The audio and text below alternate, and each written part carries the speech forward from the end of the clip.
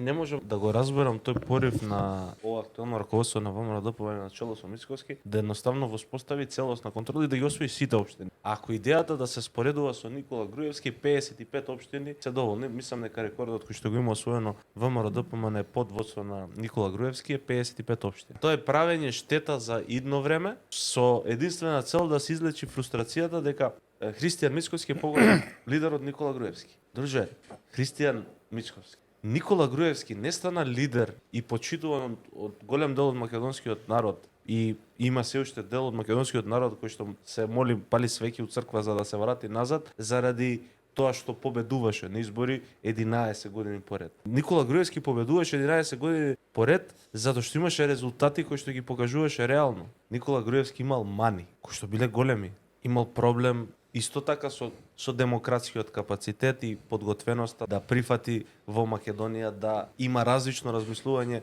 од она кое што тој го пропагира и кој што го пропагираат членовите на ВМРО-ДПМНЕ. Но резултатите кои што ги имал во првата година, во втората година, во првите 5 години од своето владење се неспоредливи со ниту една влада до сега у држава. Тоа е факт кој што никој не може да го оспори.